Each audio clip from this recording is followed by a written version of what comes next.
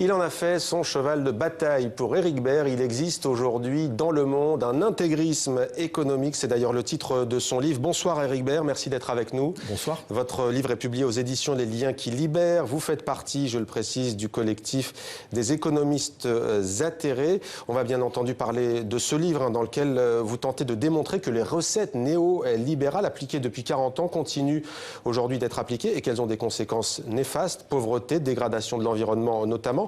Commençons par l'actualité. Voilà 2 semaines qu'Emmanuel Macron a été officiellement investi président de la République en France.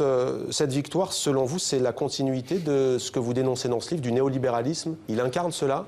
Oui, Emmanuel Macron, et il le revendique lui-même, est clairement un libéral, mais au sens premier du terme, et économiquement s'inscrit tout à fait dans la lignée des politiques économiques que nous subissons depuis une bonne vingtaine ou une bonne trentaine d'années. Oui. Libéral, définition?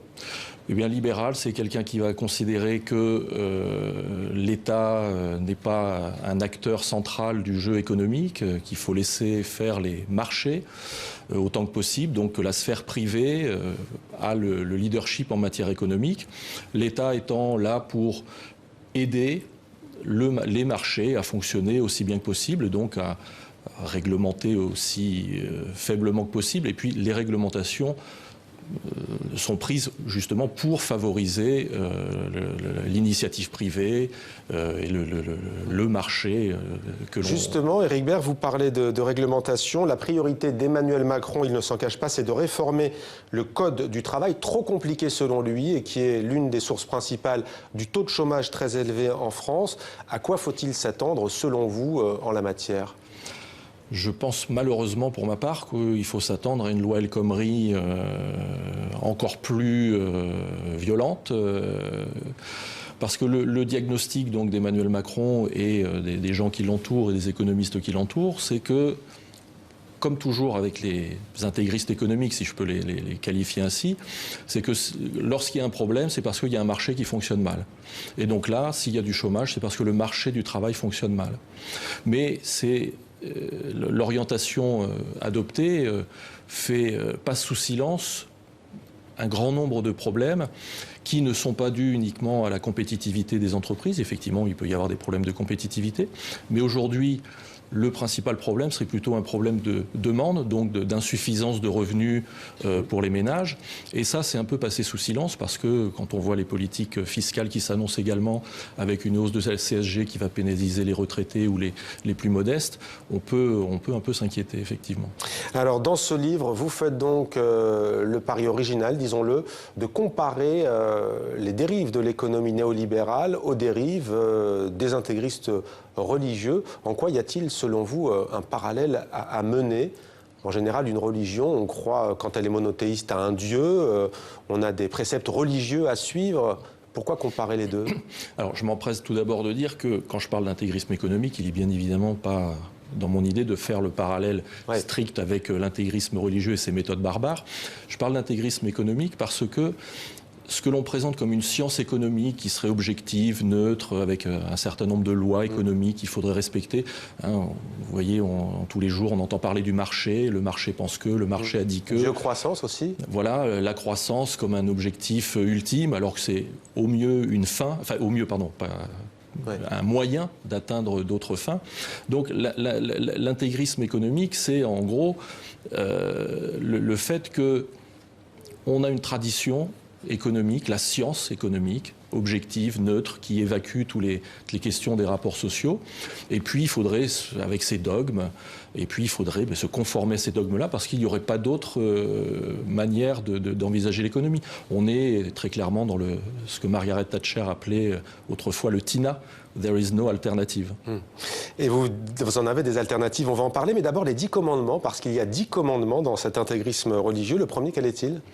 Alors c'est l'austérité budgétaire, hein, il concerne l'austérité budgétaire. Les intégristes économiques sont des fanatiques de l'austérité budgétaire. On l'a encore vu lundi dernier lors de la réunion de l'Eurogroupe, hein, où Bruno Le Maire est allé voir donc ses collègues et Wolfgang Schäuble pour réitérer le fait que la France allait faire tous les efforts possibles pour rentrer dans ces fameux critères de 3% de déficit budgétaire. Et ce qui est encore plus intéressant, c'est que ça a été passé un peu inaperçu, mais lors du discours de passation des pouvoirs au ministère de l'économie, Bruno Le Maire a eu cette phrase très intéressante disant qu'une famille ne peut dépenser plus qu'elle ne gagne. Je veux qu'il en soit de même pour la France. Et ça, c'est typique de cette vision que je qualifie d'intégriste économique. C'est-à-dire qu'on gère une ville et une mairie, on gère un pays comme on gère une entreprise privée. On gérerait un pays comme on gérerait le budget d'un ménage. Ou d'un ménage, oui. Voilà, ce qui est totalement... Alors l'austérité budgétaire, tu prendras, c'est donc le premier. La dépense publique, tu diminueras. Il y a aussi la privatisation de l'économie, tu organiseras. Ou encore la déréglementation, tu favoriseras. Pourtant, ces politiques d'austérité, elles échouent. On le voit encore aujourd'hui en Grèce. Le Fonds monétaire international lui-même a reconnu des erreurs. Barack Obama, qui n'était pas président d'un pays socialiste, avait lui-même, lors de sa venue en Europe, la dernière, il n'y a pas si longtemps, fustigé les politiques de restriction budgétaire. Pourquoi est-ce que dans ces cas-là, les dirigeants qui sont a priori intelligents dans les pays européens continuent dans cette voie ? Alors, c'est l'analyse que je livre dans ce livre. Pour moi, évidemment, ce sont des gens intelligents qui savent sensés, qui savent ce qu'ils font. Et l'idée du livre, c'est de dire, derrière ces questions économiques que l'on présente comme étant intangibles, les remèdes intangibles qu'il faudrait suivre, c'est inéluctable. Ouais. Il y a une volonté politique derrière qui est la volonté de certains, les intégristes économiques et ceux qui adhèrent à leur discours, de favoriser des politiques économiques qui les servent plutôt, eux, que l'intérêt général ou que le bien commun. Alors, qui dit religion dit commandement notamment, des règles à suivre, mais il y a aussi les missionnaires, des sortes d'apôtres. Qui sont-ils au juste ? Est-ce que vous pouvez nous en citer un ? Il y a notamment Jean Tirole, il me semble. Oui, alors effectivement, j'égratigne un peu Jean Tirole, avec tout le respect que je lui dois, mais...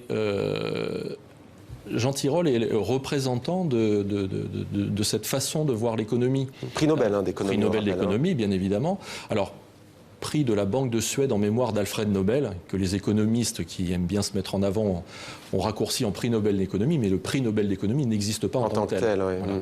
Mais bon, ça n'enlève rien au mérite de Jean Tirole, mais Jean Tirole, en termes de démonstration, dans un livre qu'il a publié aussi à destination du grand public, qui s'appelle « Économie du bien commun », ce livre a une forme d'argumentation qui, moi, m'a assez sidéré.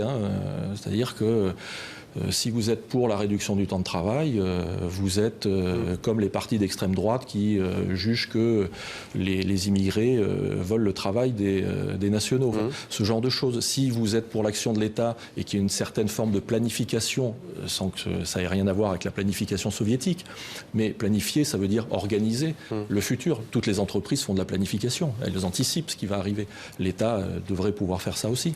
Bon, mais pour Jean Tirole, on renvoie ça au régime de Vichy. Donc, une façon d'argumenter et d'entrer dans le débat scientifique qui est quand même assez... Alors, vos adversaires, si l'on peut dire économiques, les détracteurs des économistes atterrés et les tenants de cette politique néolibérale pourraient vous rétorquer que, et ça semble être un fait, que l'extrême pauvreté, je dis bien l'extrême pauvreté dans le monde, n'a cessé de reculer depuis 40 ans, depuis en gros cette période dont vous nous parlez aujourd'hui. C'est vrai cela, non ? Alors, dans les pays en développement, c'est vrai que l'extrême pauvreté diminue légèrement. Alors on peut toujours dire est-ce que ça va assez vite, est-ce que ça ne va pas assez vite, mais le phénomène le plus important et le plus déstabilisant pour les économies, quelles qu'elles soient, c'est la montée vertigineuse des inégalités.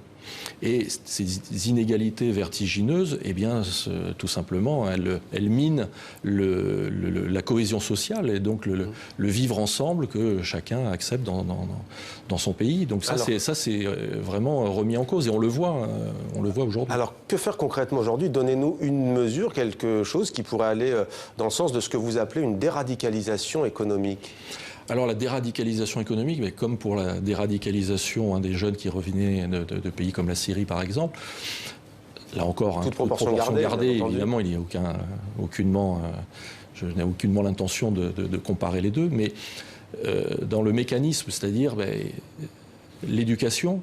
Moi, bon, je suis universitaire et donc je suis un peu effaré de voir comment la vision utilitariste, donc de marché, du savoir s'implante à l'université.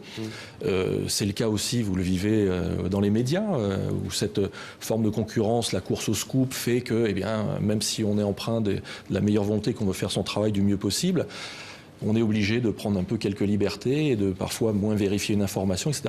À l'université, c'est pareil. Donc, je dirais qu'il y a deux chantiers principaux, c'est l'éducation et l'information.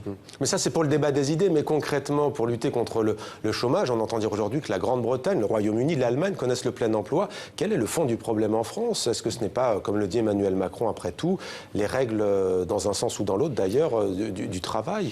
Alors, ce qu'il faudrait, moi, ce que je ne cesse de répéter, c'est que les règles, elles sont là pour protéger ceux qui sont les moins bien placés dans un rapport de force. Ouais. Et les sociétés sont toujours faites de rapports de force. Il y a des gens qui sont en position de dominant et des gens en position de dominé. Sur le marché du travail, c'est ça. Ouais. La loi El Khomri de l'an dernier et ce que semble préparer Emmanuel Macron pour l'été prochain va dans le sens où il nie en quelque sorte qu'il y a cette différence-là. Hein, l'idée, c'est qu'il faut rejeter la loi et privilégier les accords d'entreprise. Donc ça veut dire quoi? Ça veut dire en gros que le salarié et le patron, ils sont un peu sur la même longueur d'onde. Donc pour le chômage, aujourd'hui, me semble-t-il, le problème principal, c'est plutôt un problème de demande, c'est-à-dire de pouvoir d'achat. Hein, et c'est là qu'on risque encore d'aggraver les choses, puisque pour être plus compétitif, on va réduire les coûts de production, donc les coûts salariaux, et donc on va paupériser un peu plus la population qui pourra moins acheter, et donc on est dans un cercle vicieux dont on a du mal à sortir. Merci beaucoup Éric Baird. L'intégrisme économique, c'est aux éditions Les Liens qui libèrent, un livre à lire si vous voulez mieux comprendre ce que c'est que cet intégrisme économique mondial. Merci à vous. Merci.